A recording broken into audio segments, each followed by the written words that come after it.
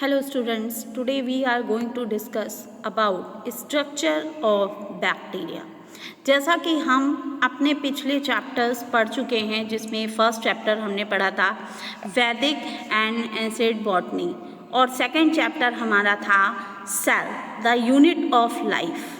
आज हम अपना थर्ड चैप्टर स्टार्ट करने वाले हैं which is structure of bacteria. आइए इसके कुछ पॉइंट्स देखते हैं। Bacteria are microscopic. जैसा कि हम सभी जानते हैं कि बैक्टीरिया कैसे होते हैं, एक कोशिकीय होते हैं, सूक्ष्म क्लोरोफिल रहित ऑर्गेनिज्म होते हैं। ल्यूवेनहॉक एक साइंटिस्ट थे, उन्होंने 1674 में सबसे पहले बैक्टीरिया की डिस्कवरी की थी और 73 अप्रॉक्स में डेनिस और मूलर ने बैक्टीरिया के लिए बैसिलस और विब्रियो तथा स्पाइरुलिन जैसे शब्द दिए थे।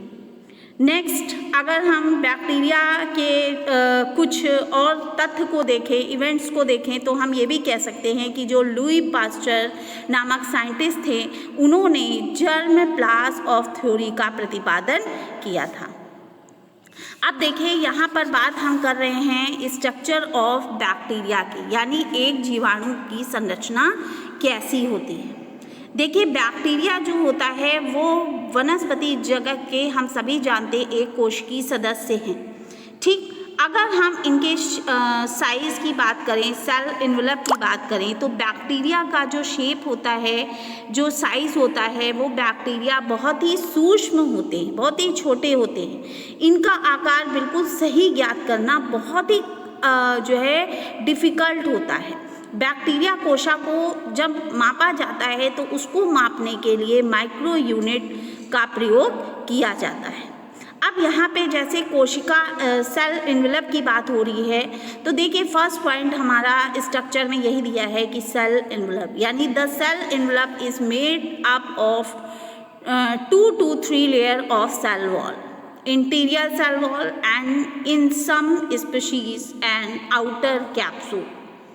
नेक्स्ट जो हमारा सेकंड पॉइंट दे रहा है वो किसका दे रहा है? कैप्सूल। कैप्सूल क्या है? कुछ देखिए, जो बैक्टीरिया होते हैं, उन बैक्टीरिया की जो कोशिकाएं होती हैं वो एक जिलेटिनी पदार्थ से घिरी हुई रहती हैं। यह जो पदार्थ होता है एक कवच बनाता है, एक कह सकते हैं कि एक सुरक्षात्मक, है ना, आवरण बनाता है, जिसे हम कैप्सूल कहते हैं।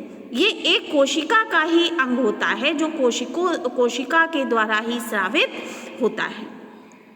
नेक्स्ट, अगर हम बात करें, अब आता है हमारा सेल वॉल, यानी कोशिका भित्ति कैसी होती है। देखिए, जो हमारा कैप्सूल था जस्ट उसके नीचे, लेकिन कोशिका द्रव व कोशिका द्रव झिल्ली के बाहर एक कैसी कह सकते हैं, एक लेयर होती है जो कि कोशिका को आकार प्रदान करती है। ठीक, तो कोशिका भित्ति जो होती है वो कितनी होती है?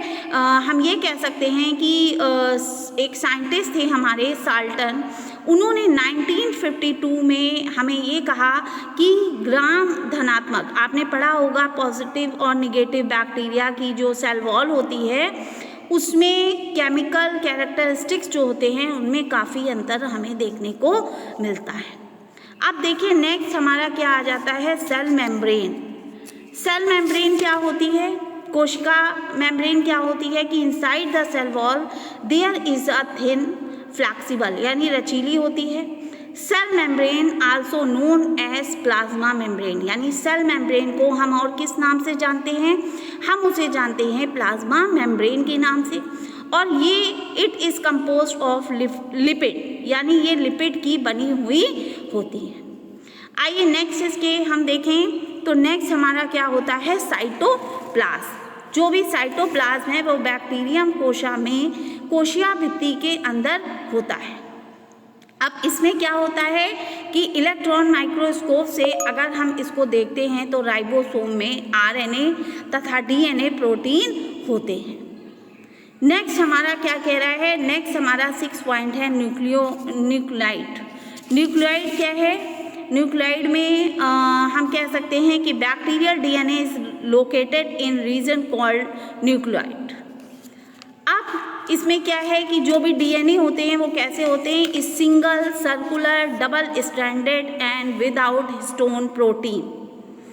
अब नेक्स्ट हम इसमें देखें तो नेक्स्ट हमारा होता है प्लाज्मिड। प्लाज्मिड क्या कह रहा है कि प्लाज्मिड में many bacterial cell contain extra chromosomal DNA called plasmid, यानी जो भी एक्स्ट्रा क्रोमोसोमल डीएनए होते हैं उनको हम क्या कहते हैं, उनको हम प्लाज्मिड के नाम से जानते हैं। अब यहाँ पे नेक्स्ट हमारा पॉइंट क्या आ रहा है, हमारा नेक्स्ट पॉइंट है राइबोसोम। जैसा हम सभी जानते हैं जो बैक्टीरियल सेल है contain numerous ribosome that are responsible for protein synthesis, यानी जो हमारा राइबोसोम होता है उसका क्या कार्य होता है, वो प्रोटीन संश्लेषण में सहायक होता है। नेक्स्ट हमारा जो पॉइंट है वो कौन सा है, मीसोसोम।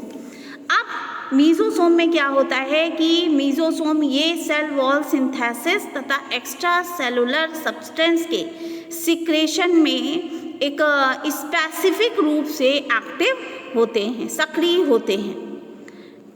अब नेक्स्ट पॉइंट अगर हम अपना देख रहे हैं तो नेक्स्ट पॉइंट हमारा क्या है, विच इज़ फ्लैजिला। फ्लैजिला में क्या होता है, हेयर होते हैं like structure that provide a mean of locomotion for those bacteria that have that. तो ये सारे हमारे कुछ पॉइंट थे किसके, बैक्टीरिया के। हमने ये जाना कि जो बैक्टीरिया का एक स्ट्रक्चर होता है वो कैसा होता है, ठीक है, कैसे होते हैं बैक्टीरिया, यानी कि बहुत ही सूक्ष्म होते हैं। अगर हम इनके खोज को देखें तो लीवेनहॉक नामक साइंटिस्ट थे, उन्होंने बैक्टीरिया की खोज की थी और इनकी संरचना में क्या क्या है, सेल वॉल है, हमारा राइबोसोम है, फ्लैजिला है। ये कुछ ऐसे जो है एक इम्पॉर्टेंट पॉइंट्स हैं जो हमने आपको बताए, आप इसे लिख भी सकते हैं। अब हम नेक्स्ट क्लास में अपना नेक्स्ट टॉपिक और नेक्स्ट चैप्टर पढ़ेंगे। आई होप आज का टॉपिक आप सबको समझ में आया होगा। Thank you so much.